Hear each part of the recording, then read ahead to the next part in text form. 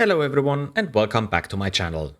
Today is finally the day when I will try to tackle the hanging note bug on my Soundblaster 16 card and fix it with a hardware modification. But this is not the only thing that we are going to do today. When I started this project, I did not expect what kind of a rabbit hole this is. Well, here we are, and before we start with the actual topic, I want to give you an update. The MIDI FORGE Maestro PCBs have arrived. I can't believe I hold them in my hands, but yeah, this is very exciting for me because I used a PCB from Scrap Computing before, the Wavetable Pi. If you haven't seen this video, please check out this video here in the top right corner. This is my own take on a PCB that allows to do the same thing as the Wavetable Pi project, but the difference is that all the components have moved to the other side, and yeah, you only have the wavetable header on this side and it clips on the board like this. Let me just get a different sound card quickly. So here you go, this is my ESS audio card, and let me see if I can get this on here. Yes, so yeah, so this one will sit somewhat like this on your sound card. Of course, I still have to solder the header on this one, but yeah, this is how it will look like. Here is going to sit the Raspberry Pi, but all of this will be covered in a dedicated video, so I don't want to spend too much time. I'm just very excited that I got the boards.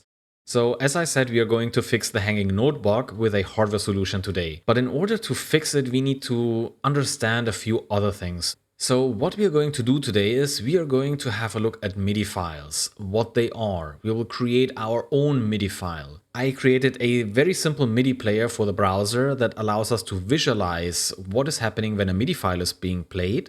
And then we are going to learn about the different types of hanging note bugs that are generated by this card. We will explore how type 1 is triggered, what exactly has to happen in the system, and then we will try to fix it by replacing this chip, which is the DSP chip in version 4.12, at least on my card. But if you have a sound card with the DSP version 4.11, 4.12, or 4.13, you will be affected. Even if you have a Soundblaster 32 or an AW32, I believe they're all going to be affected to a certain degree depending on which digital signal processor you have, so basically this chip here.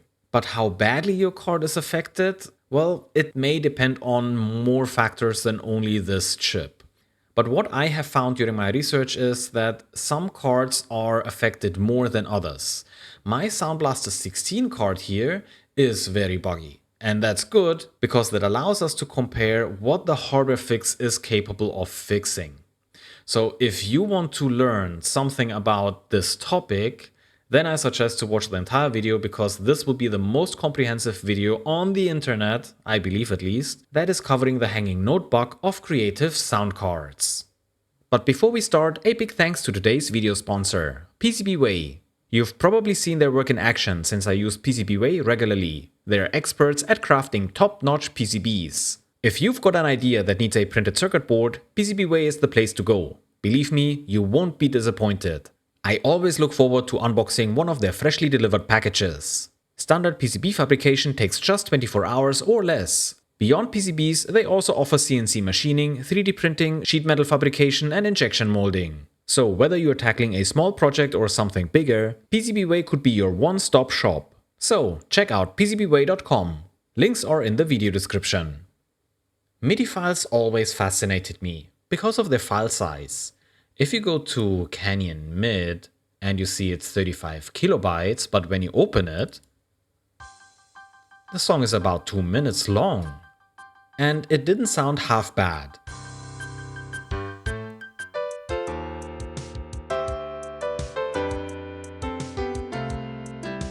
But what really is happening? So let's open this test melody. It's just 8 ascending notes with a different velocity. We'll come to this in a moment. So if I open it in a text editor, well, we can't read anything.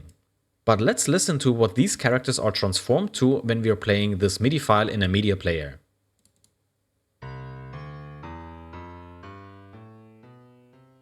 So there were the ascending 8 notes, but they got more and more silent the higher we got. And this is because I changed their velocity when I created this MIDI file.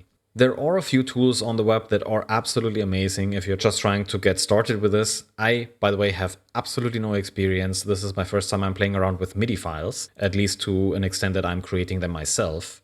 So let me open this melody quickly. So this one here is the test melody, and we can play it here again. And you can see how the velocity decreases here for the highest note. I can make the last note louder again. So the velocity basically, as far as I understand, is how hard somebody presses, for instance, in this case, the piano keys. And if you're pressing a piano key with less force, then the tone is not as dominant. So it is basically more quiet. And all this information is encoded in a MIDI file. So we have different lengths of notes. We can make one longer. Now this note will play the entire time.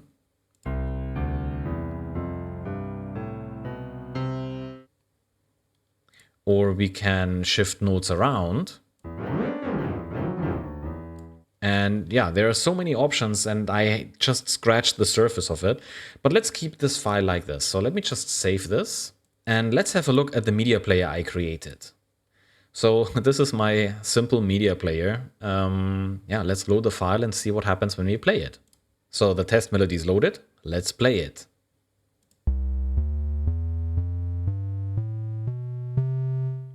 So first of all, you have seen there are so many things going on here. So first of all, in the bottom part here, the table, you will see which notes are being played right at this moment. So let's play it one more time. So we have 2 notes right now, and we had this one note that we dragged all the way out here. So this one is always playing the C2. So let's see if we see the C2 note. Yes, so here's the C2 note. It doesn't change. It's the entire time in the MIDI file, and you can also see the duration. So it is 4 seconds always being played, and all the other notes are only 0.5 seconds. We can also see here a MIDI message, and this is important later on because each note that is encoded in the MIDI file has to be sent somewhere through the sound card. And this was a binary representation of this MIDI message. And a MIDI message usually has some sort of a command, for instance, start note or stop note. But it also has a duration, it may have the velocity, it has which note it is, like for instance, the C2 note. Let's play it one more time. So the C2 note, then we have the velocity, duration. All this is encoded in binary format, so some of the chips on the sound card can process it. Now, of course, you can go ahead and you can load something more complex.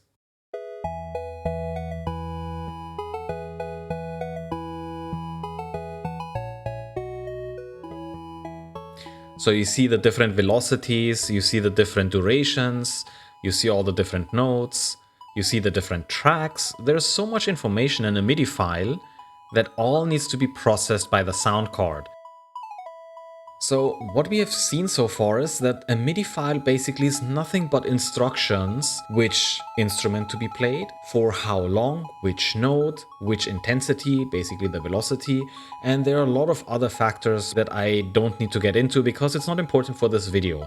But we just need to understand that a MIDI file is a set of instructions that can be processed by a sound card to generate a melody or some kind of a music track. But what does all of this have to do with a hanging note bug? Back then, you had dedicated chips that were responsible for generating the MIDI sounds, like the instruments. One of it is the OPL2 and OPL3 chip from Yamaha that were used to generate MIDI playback, FM synthesis or frequency modulation. And here's the problem with the synthesizers. They could only get so good.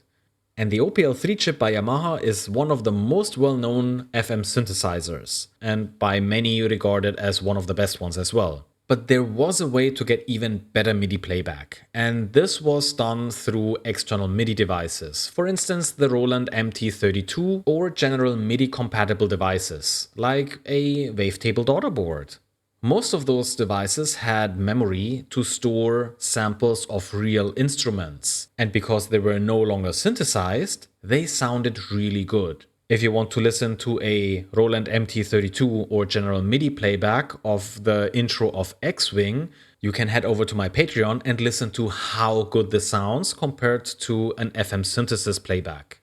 But in order to play the samples that were stored on the wavetable daughterboard or the MT32, you had to have more components on your card, specifically the MPU-401.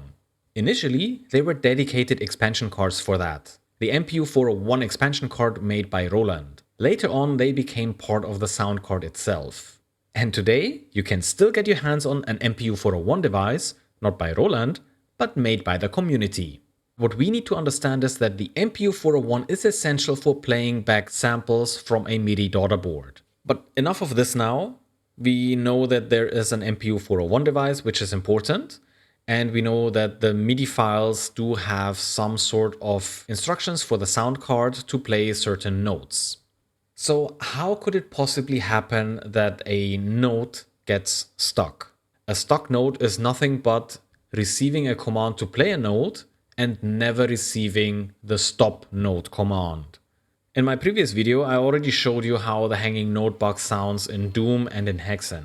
These games are prime examples for the hanging note bug.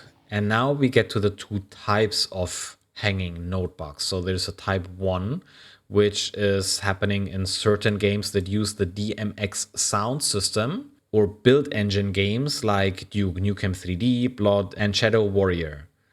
And then there is type 2, which is a lot rarer. I'm not sure if I had one of those, to be honest. It's basically a note that is part of the soundtrack. It was started, but it never was stopped. So that is why it is called a legitimate hanging note. So this is type 2. And unfortunately, I couldn't find any more details about this bug. Apparently, it is not known yet why this is happening. Why are sometimes the off commands missed? And not on all cards, but only on cards with the DSP version 4.11, 4.12, and 4.13. Now, it is a little bit more complex when we go to type 1, the illegitimate hanging notes. These notes are also called rogue notes because they are not part of the MIDI soundtrack. So they are not part of the MIDI file, but they are still played. It is important to note that these bugs are only appearing if you have an external MIDI device like a wavetable daughterboard, or you have the Roland MT32 connected to your sound setup. So how is it possible that there is a note being played that is not part of the MIDI file? Well, it is a hardware flaw that duplicates a certain byte that could be interpreted as a note on signal. And because it is a duplicated byte that nobody expects, it will never receive the note off command. But let's go back and try to understand how the MIDI file is being processed by the sound card. So first of all, we are reading the MIDI file. In there are the instructions that we have seen before. For instance, which note is supposed to be played, for how long, which instrument is going to be used, and so on. Now, this information is usually being sent by the game or maybe a media player. This is then all abstracted and being sent to the driver, and the driver is then communicating with the sound card. Now, the problem happens when the sound card not only plays MIDI playback, but also digitized sound. What is happening on the sound card is that a wave interrupt is being triggered to tell the sound card, hey, you need to play now some digitized sound. And exactly that interrupt triggers the problem. Now, when there is an interrupt being triggered to play digitized audio, the sound card stops its current operation to handle the interrupt request. If the MPU-401 already sent a message to the wavetable, the interrupt happens. And once the interrupt is done, it could happen that the last byte that was sent by the MPU-401 is sent again to the wavetable. Now we can circle back to our DSP chip. This chip seems to be responsible for digital audio playback or wave playback and oversees the MPU-401 operation.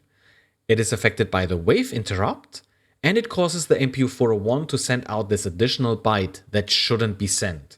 And in the worst case, this last byte is interpreted by the wavetable board as another note on command.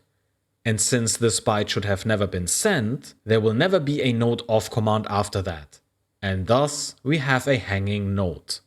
Now, how does FixMPU mitigate this? It can't fix the hardware flaw, but it can do something very clever. It is hijacking the wave interrupts, so whenever there's a wave interrupt that tells the sound card, stop doing what you're doing, you have to play back now this digitized sound, it goes ahead and tells the MPU-401 send a MIDI clock signal. This is used for synchronization, and these MIDI clock signals can be sent at any point in time. So they're completely harmless. You can send as many as you want, and they're just being used for synchronization. And that's it.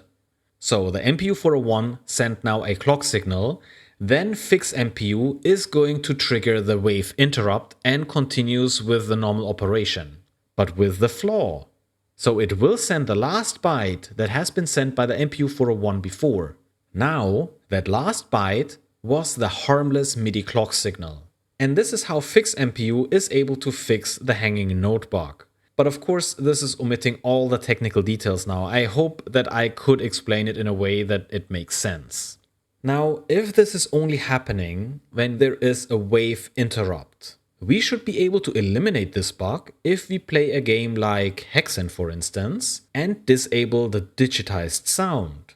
Because then we only have MIDI playback, there will never be a wave interrupt, and thus we will never have this problem. So let's start Hexen one time with a Soundblaster card configured and the general MIDI for the MIDI playback, and one time only with the general MIDI playback. So let's exit and let's start our notebook batch file, but let's quickly see what's in it. So it's just the Hexen executable with warp02. So the notebook is the file that I want to run. Now we should hear within less than a second after the game loaded a high-pitched note, which is the hanging note that I explained before, which is happening because there was an interrupt triggered and then a note is being played that is not part of the soundtrack, but that was interpreted by my wavetable daughterboard as a new note on signal for whatever note it thinks it is. Now let's hear when the game starts.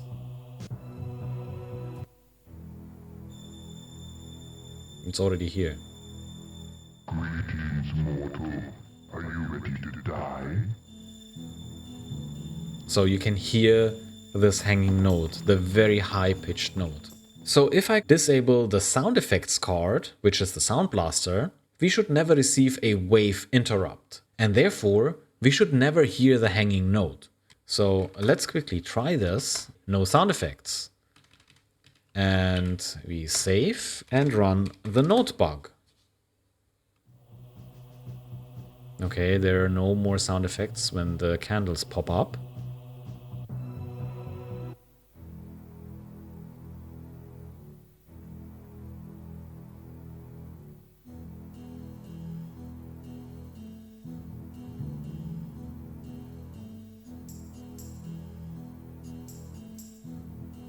And there is no more hanging note. So yeah, this is the elimination of the hanging note bug. Unfortunately, now we don't have sound effects anymore. But this is proof that the wave interrupt was starting a chain of events that caused a hanging note. And that is not a very immersive game experience if you don't have sound effects. So now the question is it possible to fix? And I haven't tried this myself, but it is time to figure it out. So by now, I think you understood that we are going to replace the DSP chip on my Soundblaster 16 card, and the Soundblaster DSP project is by no way anything new. This is almost 10 years old when this thread on Wogons has started. So yeah, there was somebody who started the idea of fixing the hanging note bug on those cards. And as you can see, it went on for 54 pages. Let's just see, the last comment on this thread was in 2024. So it is quite recent. So here on page 45, I created a bookmark. Let's just see if we can find a version. And I think it's this one here. So, and as you can see, there are already a few things that sound very interesting. The hanging note bug is fixed. AD PCM decoding bug fixed. I don't even know what that means. All interrupt handlers are fixed. I don't know if this has anything to do with our wavetable interrupt issue, because it sounds like it. And there are numerous smaller optimizations. And here you can download the file that Milgram uploaded to Vogons, and it only has 144 downloads. That's surprising, to be honest. I hope that this is going up a lot. I think I'm not going to provide the files directly. I will just link to this thread. So yeah, maybe after this video, more people are going to download this firmware, because you have absolutely no idea how that firmware came to be. Some versions of the firmware could be extracted more easily than others. And I'm not sure if I'm quoting the correct people here, and I fully understand that not everybody can go through all 54 pages on the Vogons thread, because yes, there is a lot of information in there that's maybe not really relevant. However, I want to show you what TubeTime US has done to extract the information on the DSP chip, so that the community could come together, work on those files, and fix the bugs that Creative left in their firmware. So here you see TubeTime US. Never have I seen sweeter bytes than these. And if we go in here, you can see it says copyright Creative Technology 1991. And if you look at the pictures that have been posted here, hint, it's never been dumped until now.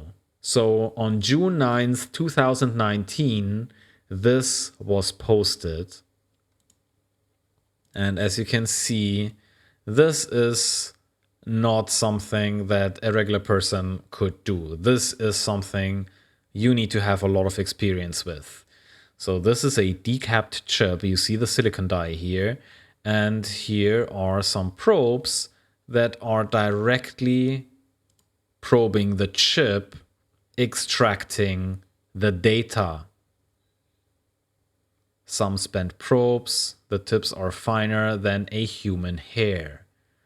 And here you can see how one of the probes, this is probably going out of focus here, is probing contacts on the silicon die. Probing practice. You have to blow a hole through the passivation layer using a laser before the probe can make contact with the metal layer in the chip. So this made it possible to extract the firmware. I hope that you find that interesting, and to what length some people can go to extract a few bytes. But now we have access to a patched firmware. All we need to do is to get a replacement chip, program the firmware on it, and replace the chip on my sound card. And then hopefully my Soundblaster 16 has an updated DSP chip from version 4.12 to 4.13 and is no longer suffering from the hanging node bug. Now we will switch gears and we'll go under the microscope, and I will try to remove my buggy DSP chip. Okay, so here is our DSP chip, and I already covered the socket above with some Kapton tape, and above it there is some aluminum tape, just to make sure that I'm not melting it. I need to see if I can get there with my soldering iron. I think I can reach it like this. I do not want to use hot air. I guess I'm a little bit paranoid, but I'm trying to do this with low melt solder. I also want to make sure that this chip is surviving, because I want to be able to restore the original state of that sound card, so I can always switch back and forth between the buggy sound card and the possible fix, because then it's easy to verify what the fixed firmware is really fixing. So I think I will start with a side that is easily accessible, and we'll just try to reflow the solder here now, also with a little bit low melt. I also want to replace this spot with a socket later on. That will allow me to easily swap the chips. I'll mention which chip you need for a replacement. But I think it's easily available, so you should be able to get this microcontroller. I got mine from AliExpress. I got most of my things.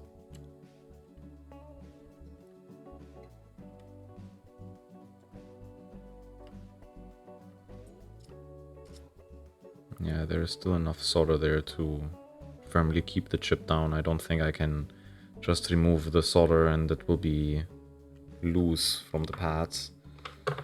Let's continue.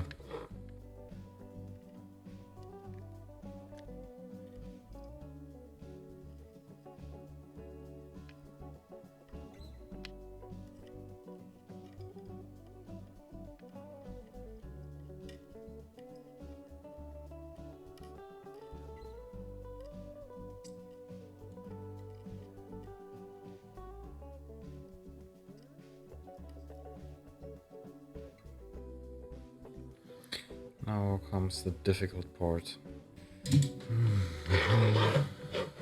This side, with almost no space. I think I will not be able to remove here anything. I think this one we have to, yeah, we have to leave like this. So now is the time to get rid of this chip. Everywhere low melt solder. And we can be generous because the more low melt solder we have, the more heat it can store. And hopefully by that we will be able to have them liquid long enough, these solder joints, so we can get all 4 sides at once and the chip slowly lifts from the pads. So now I need to be a little bit patient and run over all sides with a soldering iron. Ah, there you go. Okay, is it loose? No. I think here, this one is touching. I don't know. What did I do? I didn't have my tweezers there. No, I think I created more problems.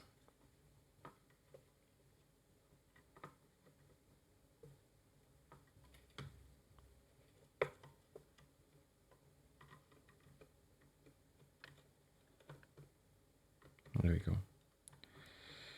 There we go. So, chip is off. Now I hope I didn't ruin anything here. Let's double check.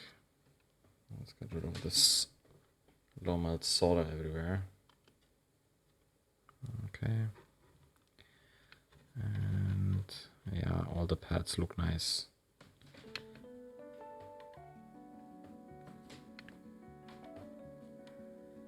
Okay.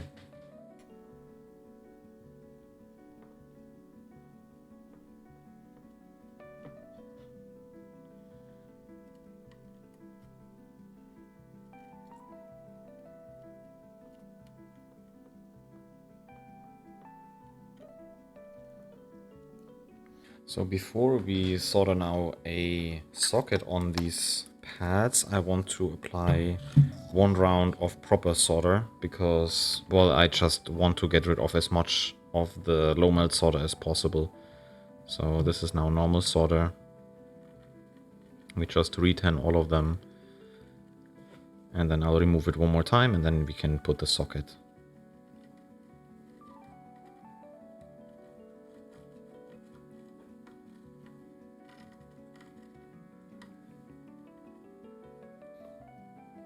And now let's see if we can place a socket at this spot, which is, yeah, very narrow to the one on the top. We can remove these tapes here. Yeah, nothing happened to the socket. Nice. So, and we have the corner in the top left here, the cut corner. So it should be like this. And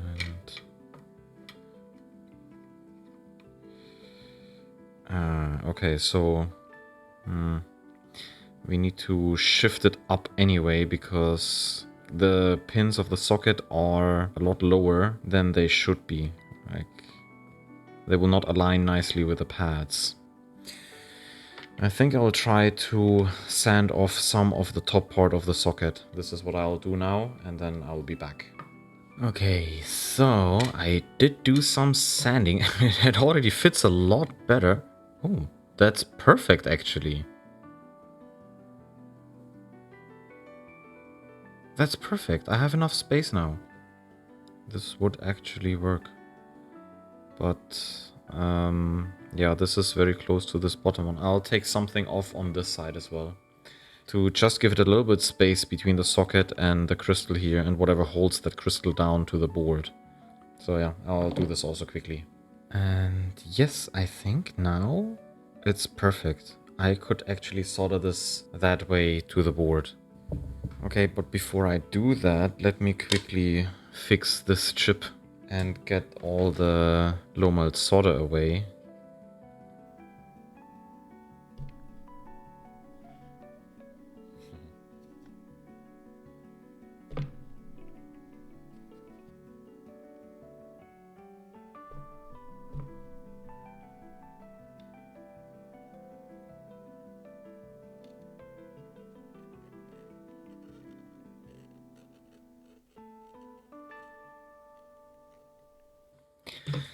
Okay, so our DSP chip is now cleaned up and ready to be reinserted into the card once the socket is there.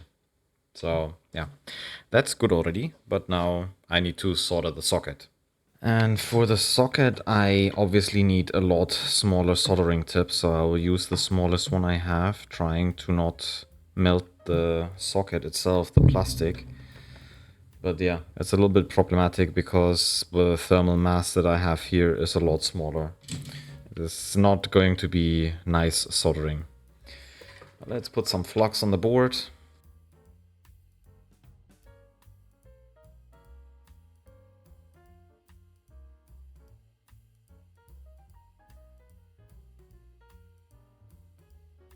Now let's make sure the orientation is correct.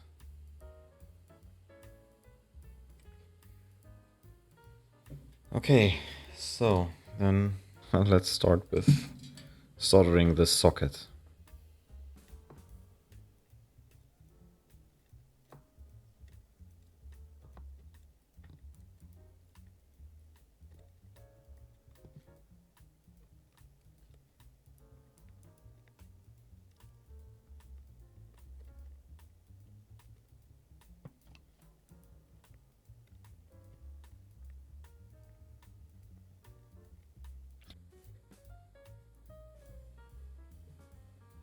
That's it. The socket is there.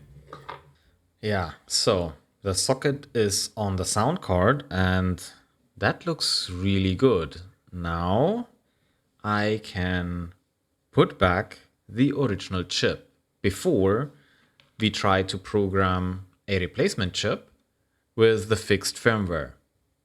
So first I will try to see if the card still works and also if we still have our hanging note bug in Hexen. Now it will be very easy to take this chip out and replace it with a fixed version. But let's try and see what we get in Hexen and in the Creative Diagnose application under DOS. And let's try setup quickly. I don't remember what I did. Yeah, so the sound effects card is not there. Let's change this to the Soundblaster. Okay. And save settings. And now we can run the notebook. So this is the DSP 4.12, which is the buggy version. I would not expect any difference. I hope that the card still works. So let's hope that we do hear the hanging note bug.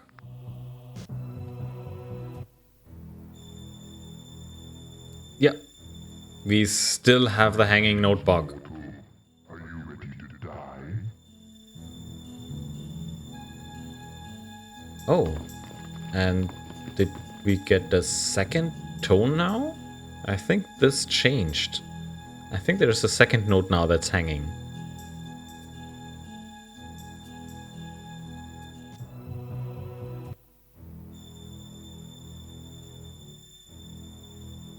Greetings, mortal.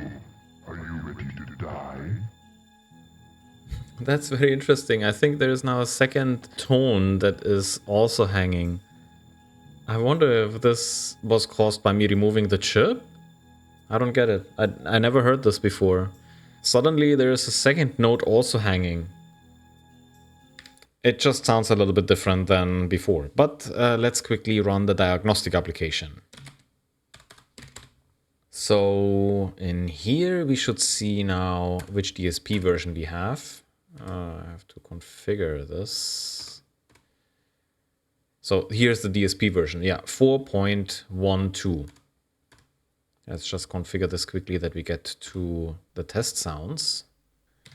16-bit. 16-bit testing. Yes, and OPL. Okay, so the sound card still works, but now let's go ahead and flash one of my replacement chips with a fixed firmware. Okay, so let's flash our firmware to this new chip, which seems to have only 8,192 bytes. I have the firmware here. Let's see how big that is. 8,192 bytes. So yeah, this is it. Okay, and here is the firmware loaded. I wonder if we have the copyright message here. Yes, we do. And this is from 1992. So the version that TubeTime US has published was from 1991. Programming. We have the adapter in the correct orientation. Lock bit. I'm not sure if we need that. Okay, let's leave the lock bit on for now and let's program it. Okay, so far so good. Great, programming succeeded. Now we can replace the original chip with our replacement chip. Okay, so the card still works, but now we need to get rid of this chip. I have one of these chip removal tools here because yeah, it's otherwise a little bit more difficult to get this chip out. Here we go.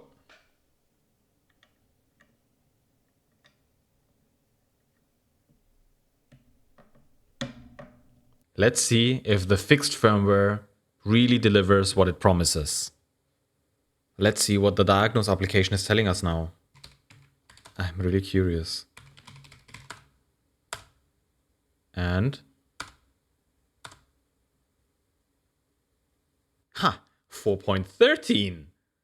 So the new firmware is definitely there. 16-bit digitized sound. 16-bit testing. Nice. Synthesized sound also works. So now the big question is the hanging note bug fixed in Hexen? Let's go to setup. Yes, so we have general MIDI and Soundblaster configured. Let's try note bug.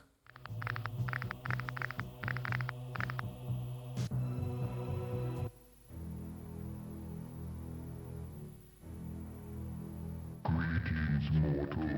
Are you ready to die?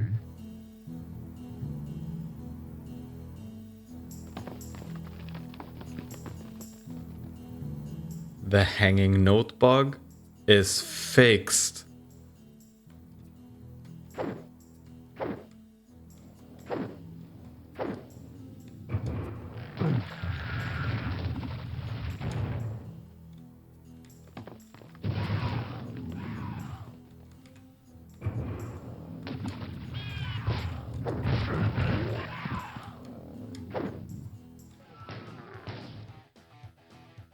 And if you're curious, Doom runs without audio bugs as well. There are no more high-pitched notes or stock notes throughout the entire game. And I played both levels again. Not a single hanging note.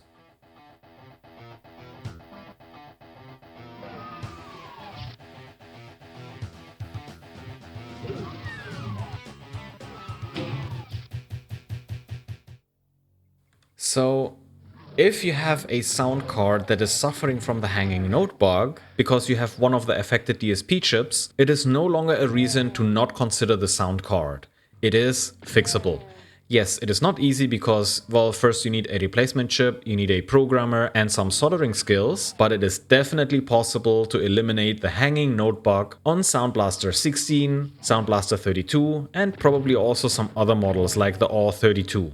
Wow, I can't believe this worked so well. And I hope you enjoyed this video because this took some time to make, but it is so worth it. So if you enjoyed the video, please hit the thumbs up, and also a big thank you to PCBWay for sponsoring this video. And of course also to all my Patreons who are already supporting me. If you want to consider supporting my work, you can head over to Patreon and pick one of the memberships. If you don't want to, that's fine as well. You can head over and sign up for the free tier. I will post content and updates there from time to time for everyone, and I would be very happy to see you over there. Please let me know in the comments what you think about this project. I think it's absolutely amazing, and if you get the time, read through the Vogons thread, because there's so much information and details if you're interested in this topic. And yeah, definitely write your thoughts in the comments. I'm really looking forward to reading them all. And yes, some of you have mentioned I should test more games, for instance Duke Nukem 3D. It is not a game that I usually use on my channel, and I want to change that. But let me know if you're interested in a dedicated video where we only test games and listen to the sound card with the buggy DSP chip and then now with a fixed DSP chip. Then I will make a dedicated video with some of the games that were listed in the wiki. I have at least one more sound card that is affected by the buggy DSP chip, so this may also fit into that video to maybe fix another sound card. And now I will be off to build one of my MIDI Forge Maestro daughter boards, which is going to come in the next video. Take care and bye bye.